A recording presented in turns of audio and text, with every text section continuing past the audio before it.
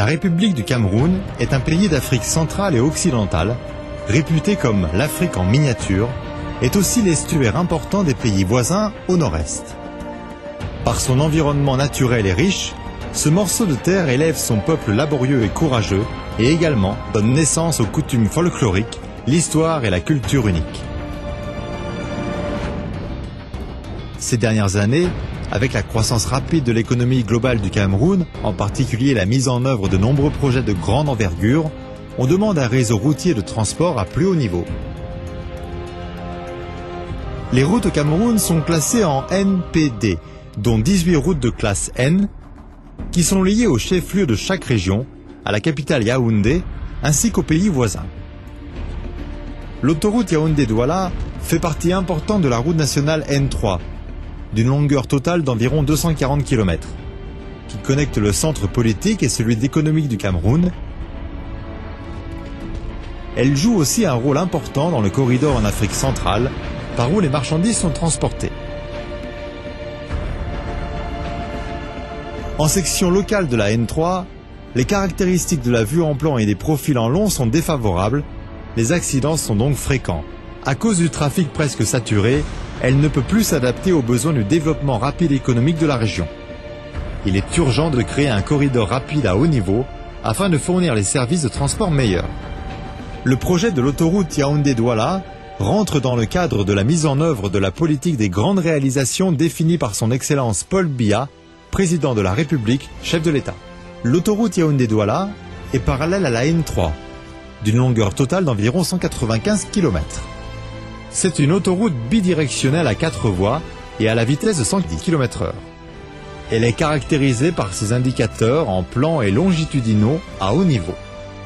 Après sa mise en service, il ne faut que 2 heures de Yaoundé à Douala, de sorte à réduire de 2 heures par rapport au courant le long de la N3.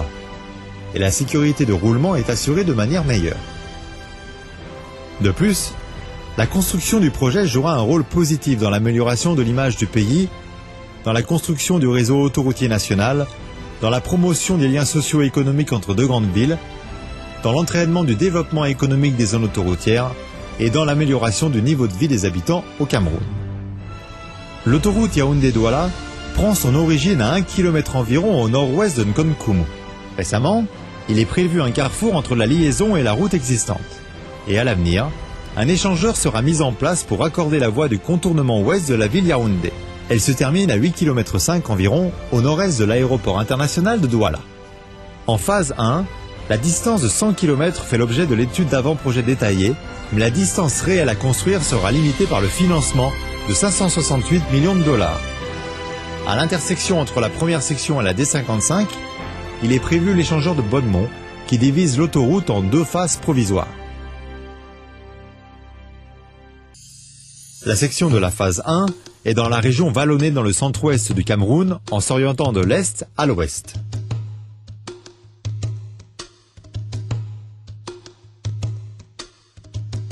Près du point de départ, la gare de péage Yaoundé sur l'axe est mise en place pour percevoir les taxes aux véhicules qui passent. L'itinéraire s'étend vers l'ouest le long de la vallée.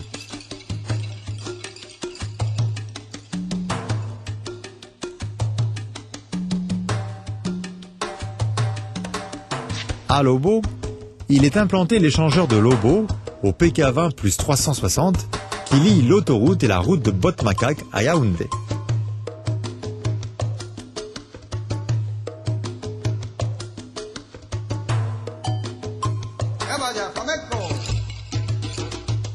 Près de Makana, une aire de repos est mise en place près du PK27 plus 400.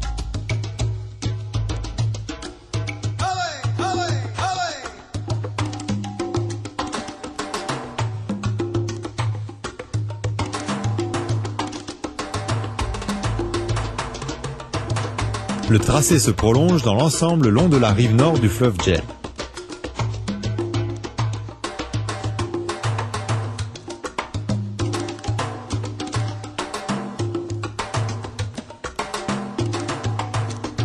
Nous nous appuierons sur les résultats de recherche en environnement et, le cas échéant, le passage pour animaux sera fixé.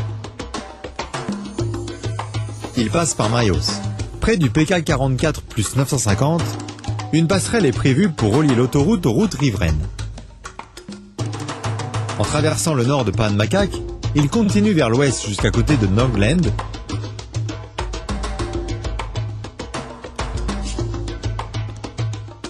Et au PK 55 plus 400, il est prévu une aire de service qui permet aux passagers de se reposer et s'approvisionner.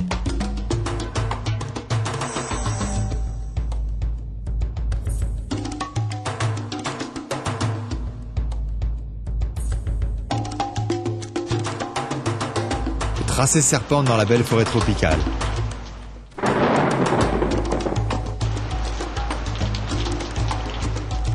Il passe par le sud de la zone inondée de la centrale hydraulique projetée de Sanaga pour arriver à Bibodi. Et au PK 59 plus 900, un échangeur est réalisé pour raccorder la P10.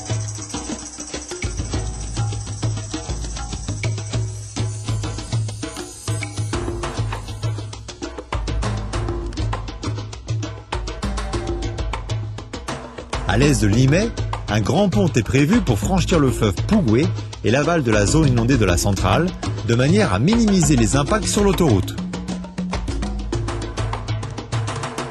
Il continue à s'étendre vers le nord-ouest, implanté le long du versant jusqu'à Ham, et puis il se tourne vers le sud-ouest.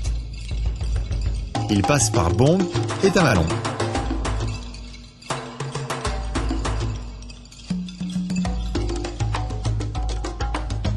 Près de Dikonop, il y a un échangeur séparé qui traverse au-dessous de la route D54.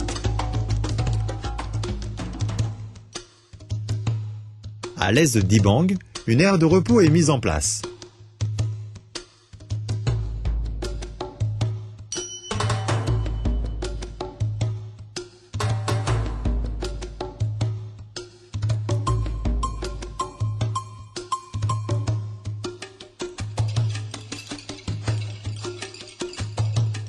Le projet continue vers l'ouest, en passant par Minominjok, Ngomatip, jusqu'à Baudemont.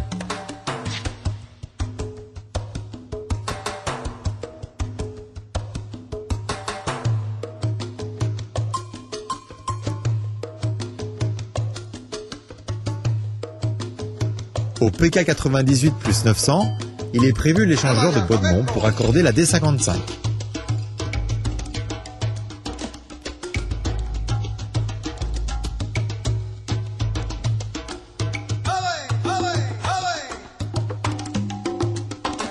La première section en phase d'APD s'arrête à 1 km environ à l'ouest de l'échangeur de Baudemont. Elle est raccordée à la deuxième section pour se prolonger jusqu'au port de Douala.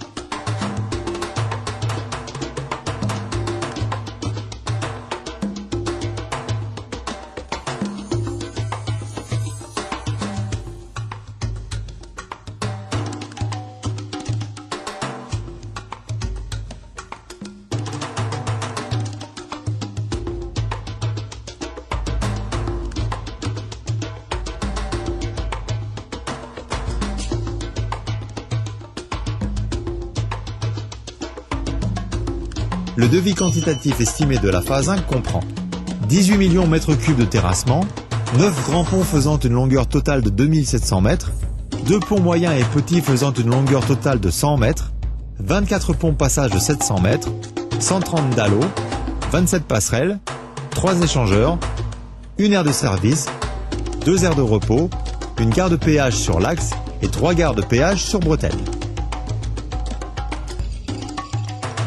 Après sa construction, l'autoroute Yaoundé-Douala deviendra le principal canal du port de Douala vers l'est. Elle va grandement promouvoir le développement économique du Cameroun. CFHEC est prêt à construire un avenir meilleur avec le Cameroun.